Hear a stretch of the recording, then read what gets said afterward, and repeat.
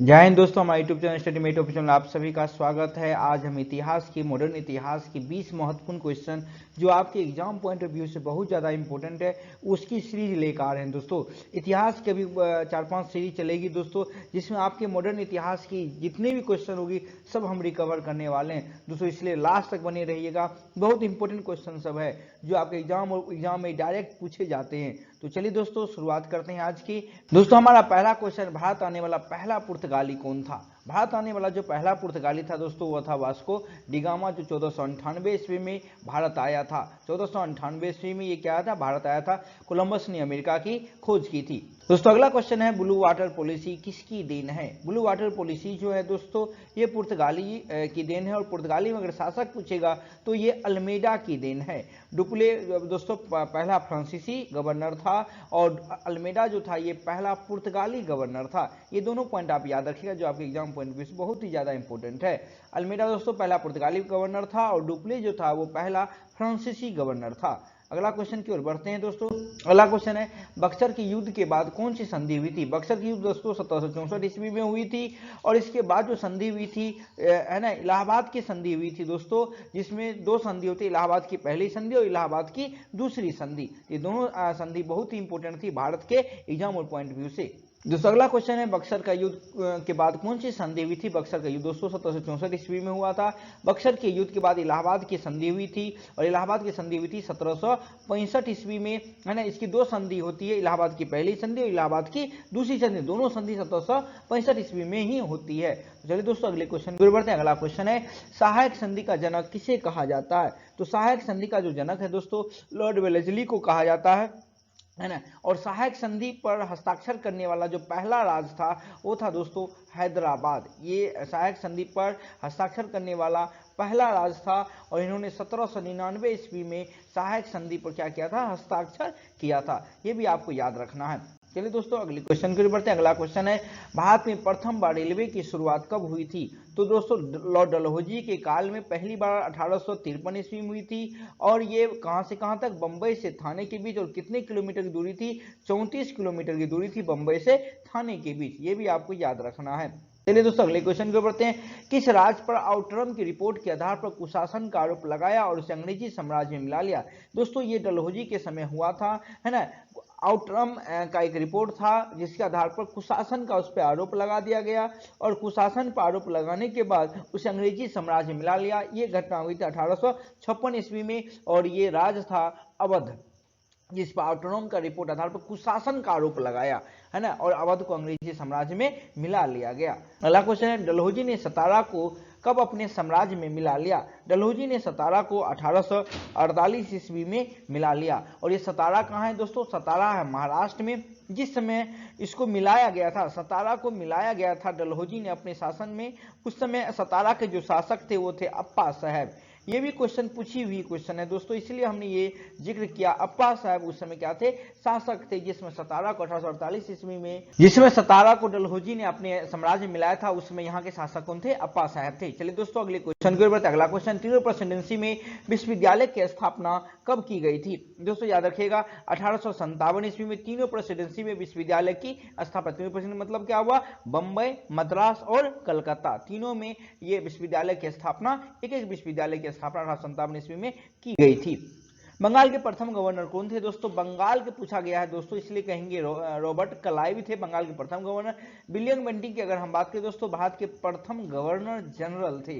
ये याद रखिएगा, भारत के प्रथम गवर्नर जनरल थे, है ना। वारेन हेस्टिंग्स की बात करें दोस्तों, ये भी प्रथम गवर्नर जनरल थे, लेकिन ये जो थे ये आपके अंग्रेजी साम्राज्य के सिर्फ थे, पूरे भारत का नहीं था, ये सिर्फ अंग्रेजी साम्राज्य के थे। विलियम बेंटिंक पूरे भारत के गवर्नर जनरल थे, और प्रथम गवर्नर कौन थे? रॉबर्ट क्लाइव, है ना। अगले क्वेश्चन को बढ़ते हैं दोस्तों।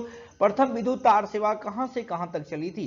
दोस्तों अगर प्रथम विद्युत तार सेवा की बात करें तो ये लॉर्ड डलहौजी के काल में कलकत्ता से आगरा के बीच चली थी, और ये बहुत ही इंपॉर्टेंट तार सेवा थी। इसी की बदौलत अंग्रेज ने 1857 की क्रांति को इतने सफलतापूर्वक उन्होंने दबा दिया। चलिए दोस्तों अगले क्वेश्चन की ओर बढ़ते हैं। दास प्रथा का अंत किस अधिनियम के तहत हुआ? दास प्रथा का अंत दोस्तों अधिनियम 5 के तहत हुआ। और अगर ये भी क्वेश्चन पूछेगा किसके शासनकाल में अंत हुआ, अंत की रोक नहीं दोस्तों, अंत की बात कर रहे हैं। एलन बरो के शासनकाल में अधिनियम 5 लाख इसको पूरी तरह से बंद ही कर दिया गया है ना दोस्तों। अगले क्वेश्चन को बढ़ते हैं। अगला क्वेश्चन है किस जनजाति में प्रचलित नरबलि प्रथा का अंत कर दिया गया। नरबलि प्रथा दोस्तों ये उस समय प्रसिद्ध ये प्रथा थी जिसको अंत किया गया था। तो वह जो जनजाति थी वह थी दोस्तों खोंड जनजाति, और ये खोंड जनजाति है दोस्तों उड़ीसा में पाई जाती है। उड़ीसा में ये खोंड जनजाति पाई जाती है। और जिस समय नरबलि प्रथा को अंत किया गया उस समय जो शासक थे वह कौन थे, है ना, हार्डिंग था दोस्तों। लॉर्ड हार्डिंग उस समय क्या थे, यहाँ के भारत के, है ना, गवर्नर जनरल थे। तो चलिए दोस्तों फिर अगले क्वेश्चन की ओर बढ़ते हैं। प्रथम आंग्ल सिख युद्ध किस संधि के तहत समाप्त हुआ दोस्तों। प्रथम आंग्ल सिख युद्ध जो चला था वो चला था 1844 से, है ना, 48 ईस्वी तक चला था। किस संधि के तहत इसे समाप्त कर दिया गया। ये जो युद्ध जो समाप्त हुआ वह हुआ था लाहौर की संधि के तहत इसे समाप्त कर दिया, प्रथम आंग्ल सिख युद्ध को, है ना। चलिए फिर अगले क्वेश्चन की ओर बढ़ते हैं दोस्तों। हमारा अगला क्वेश्चन है सती प्रथा का अंत 1829 ईस्वी में किसके शासनकाल में समाप्त हुई थी। सती प्रथा बहुत एक इंपोर्टेंट प्रथा थी दोस्तों, जो राजा राम मोहन राय के सहयोग से इसे अंत किया गया। तो 1829 ईस्वी में इसे अंत किया गया। और अगर पूछेगा किस अधिनियम के तहत, तो दोस्तों अधिनियम याद रखिएगा, अधिनियम 17 के तहत इसे समाप्त कर दिया गया। और किसने किया था दोस्तों, तो विलियम बेंटिंग ने। और कब, 1829 में, किसके सहयोग से, राजा राम मोहन राय के सहयोग से। चलिए दोस्तों अगला क्वेश्चन है सुगोली की संधि कब हुई थी। अब दोस्तों सुगोली की संधि क्यों हुई थी इसको थोड़ा सा समझ लेते हैं। सुगोली की जो संधि हुई थी, प्रथम आंग्ल नेपाल युद्ध जो हुआ था, प्रथम आंग्ल नेपाल युद्ध जो हुआ था, इस युद्ध के बाद सुगोली जो बिहार में है दोस्तों इसकी संधि होती है। ठीक है, ये कब हुई थी, 1816 ईस्वी में यह संधि हुई थी। ये भी आपको याद रखना है दोस्तों। सुगोली की संधि कब हुई थी, 1816 ईस्वी में हुई थी। अगले क्वेश्चन की ओर बढ़ते हैं। रैयतवाड़ी व्यवस्था किसने सर्वप्रथम लागू किया था। वेरी दोस्तों इसको आप VVI लगा लीजिए, वेरी इंपोर्टेंट है। रैयतवाड़ी व्यवस्था जो है दोस्तों, है ना, ये सर्वप्रथम जो है ये मद्रास में लागू किया गया था। ठीक है, मद्रास में लागू किया था, है ना, टॉमस मुनरो। रैयतवाड़ी व्यवस्था को सर्वप्रथम किसने लगाया था, टॉमस मुनरो ने लागू करवाया था। कहां, मद्रास में। ये भी आपको याद रखना है।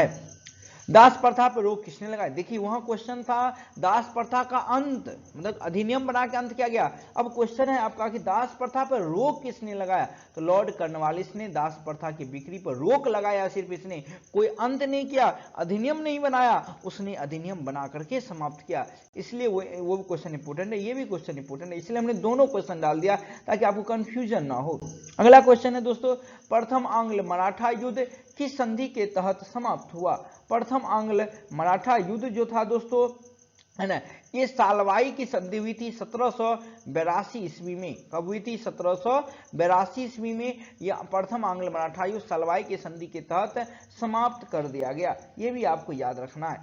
चलिए अगले क्वेश्चन की ओर बढ़ते हैं। 1784 में पिट्स इंडिया एक्ट किसके शासनकाल में पारित हुआ था। दोस्तों 1773 ईस्वी के रेगुलेटिंग एक्ट में जो खामियां थी उस खामियों को दूर करने के लिए पिट्स इंडिया एक्ट को 1784 ईस्वी में लाया गया था। ये हेस्टिंग्स के समय ही पारित हुआ था, और 1773 का रेगुलेटिंग एक्ट भी हेस्टिंग्स के समय ही पारित हुआ। दोनों चीज आपको याद रखना है। चलिए दोस्तों अगले क्वेश्चन की ओर बढ़ते हैं। कलकत्ता में सर्वोच्च न्यायालय की स्थापना कब हुई थी। तो दोस्तों कलकत्ता में जो सर्वोच्च न्यायालय की स्थापना हुई थी 1774 ईस्वी में। अधिनियम अगर पूछेगा तो 1773 ईस्वी का जो रेगुलेटिंग एक्ट था इसके तहत कलकत्ता में सर्वोच्च न्यायालय की स्थापना की गई। ये भी आपको पॉइंट याद रखना है। ठीक है, तो दोस्तों ये थे आपके महत्वपूर्ण 20 क्वेश्चन। कैसा लगा कमेंट बॉक्स में जरूर बताइएगा, और क्वेश्चन का लेवल क्या था ये भी आप हमें जरूर बताइएगा। दोस्तों मिलते हैं अगली वीडियो में, तब तक के लिए जय हिंद।